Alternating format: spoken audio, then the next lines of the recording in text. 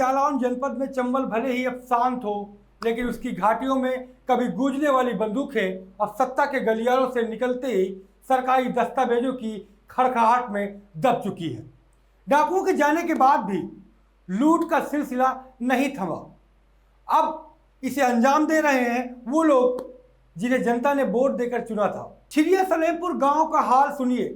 यहाँ के ग्राम प्रधान आशु तिवारी का आतंक किसी पुराने जमाने के दस्यु सरगना से कम नहीं है। विकास कार्य सिर्फ कागजों पर होते हैं, लेकिन पैसा सीधा जेब में जाता है। मुख्यालय से मंजूर एक ही काम के 2 बार पेमेंट निकलवाना इनके बाएं हाथ का खेल है। अगर कोई गांववासी आवाज़ उठाए तो पहले उसकी सुनवाई नहीं होती, और अगर ज़्यादा जोर डाले तो प्रधान के गुर्गे सीधे उसके घर पहुंचते हैं। पिटाई से लेकर धमकी तक सब कुछ लोकतांत्रिक तरीके से होता है। भ्रष्टाचार उत्तर प्रदेश की नस नस में व्याप्त कर दिया है मौजूदा डबल इंजन की सरकार ने। अगर कहीं भ्रष्टाचार कम होता है तो दूसरी सरकार उसकी पूर्ति बहुत जोर तोड़ तरीके से कर देती है। उसमें हर कोई अपना अपना हिस्सेदारी भ्रष्टाचार के निपटाने में लगा हुआ है। मंत्री अपना हिस्सा घसोट रहे हैं, सांसद अपना कर रहे हैं, विधायक अपना कर रहे हैं, और तमाम सारे बीजेपी के कार्यकर्ता वो अपनी तरीके से कर रहे हैं। तो ये जो पूरे प्रदेश का माहौल है भ्रष्टाचार युक्त वाला, ये ख़त्म होने का नाम नहीं ले रहा है। लेकिन दूसरी तरफ उत्तर प्रदेश में समस्याएं बड़ी हैं, नौजवानों की, महिलाओं की, छात्रों की, किसानों की, मजदूरों की, और तमाम सारे उन लोगों की जो इस प्रदेश में व्यापार करना चाहते हैं। 40 लाख करोड़ रुपए का इन्वेस्टमेंट समिट साइन हुआ था।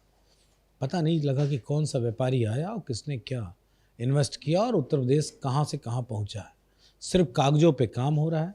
भ्रष्टाचार की पराकाष्ठा की गंगा, जमुना और अदृश्यमान सरस्वती भी उत्तर प्रदेश में बहती हुई नजर आ रही। डीएम और कप्तान तक बात पहुंचती है, लेकिन जैसे ही छिरिया सलेमपुर का नाम फाइल पर दिखता है, फरियाद सीधा डस्टबिन में चली जाती है। अधिकारी अगर गांव का रुख कर भी ले तो प्रधान जी की सेवा के बाद मामला ऐसे रफा दफा होता है जैसे कुछ हुआ ही नहीं। कहानी यही नहीं खत्म होती। आईपीएल सीजन में गांव के सट्टे का नया गढ़ बन जाता है। खुलेआम सट्टा चलता है। जमीन का कब्जा हो, मेडिकल स्टोर से चल रहा झोला छाप डॉक्टरी का धंधा हो, एफआईआर तो होती है, लेकिन गिरफ्तारी तो शायद आईपीएल की ट्रॉफी से भी ज़्यादा दुर्लभ हो चुकी है। जमीन कब्जा करने के बावजूद भी, तमाम शिकायतों के बावजूद भी ग्राम प्रधान जाने किस शरण में है और जाने किस व्हाइट कॉलर व्यक्ति का सपोर्ट है कि ऐसे व्यक्ति पर कार्रवाई तो केवल कागजों तक सीमित है। अभी तक न तो उनके दरवाजे पर किसी प्रकार की कोई खाकी पहुंची है और न ही किसी प्रकार की कोई गिरफ्तारी होती जा रही है। सवाल यही उठता है कि डकैत भले चले गए हों, लेकिन सफ़ेद कुर्ते में बैठे कुछ ऐसे लोग हैं जो आज भी जनता की छाती पर बैठ करके दाल मूंग रहे हैं।